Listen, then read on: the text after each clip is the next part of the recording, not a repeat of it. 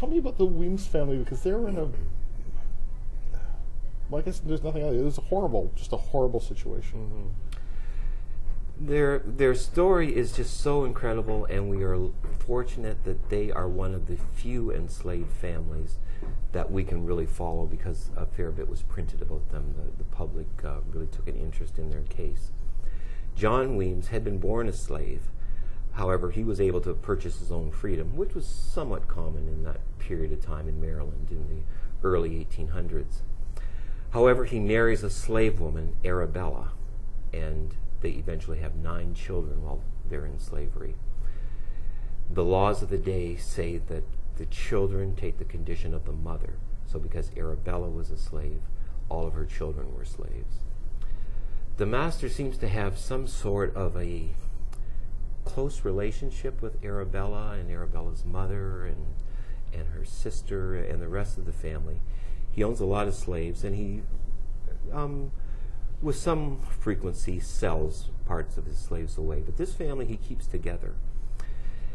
The master promises John that he will be able to buy his wife and children at a reasonable rate so they could be set free. So John is working at a neighboring farm trying to raise the money. But however, before he can achieve that, the master dies. He has 2 daughters. The slaves are split up among the 2 daughters. The daughter, unfortunately, that Arabella and her children go to, although they're a very prominent family, they are in financial troubles, and also a lot of their other slaves are running away. You see them in runaway slave ads. You see them in the Washington jail book where runaways or suspected runaways are held. Arabella and John's eldest daughter, in fact, escapes along with her aunt and uncle. So these owners are so upset with their lot, plus with their financial troubles, they sell the family to the slave traders.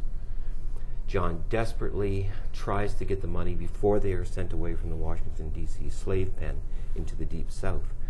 So he has to get permission in Maryland to leave the state. A black person could get permission if they have 3 white men sign a paper attesting to their character.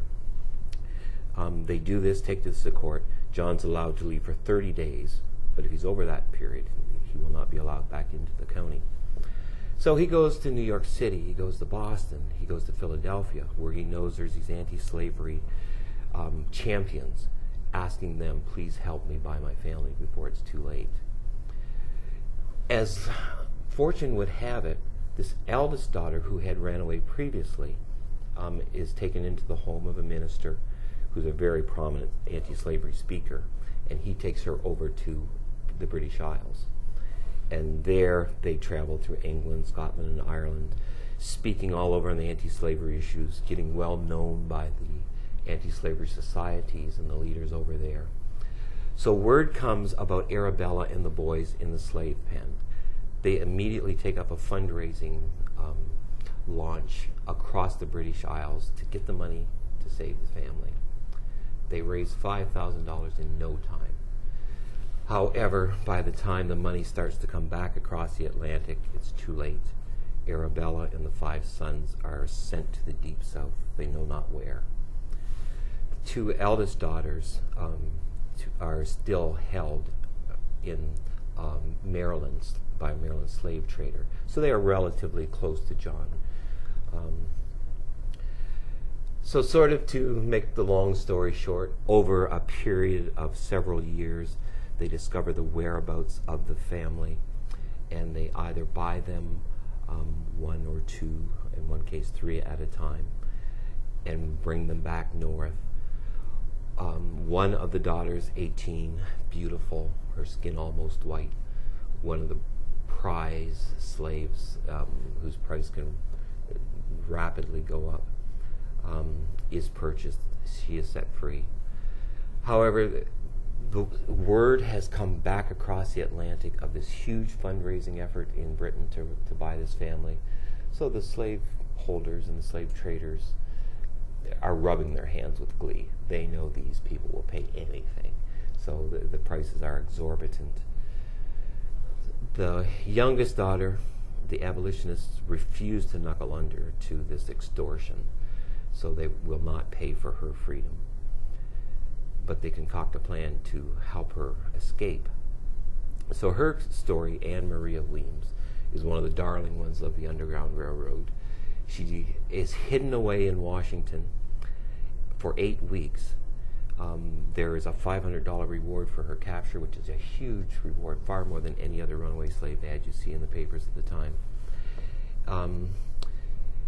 She is hidden away with this elderly lawyer who has helped her escape.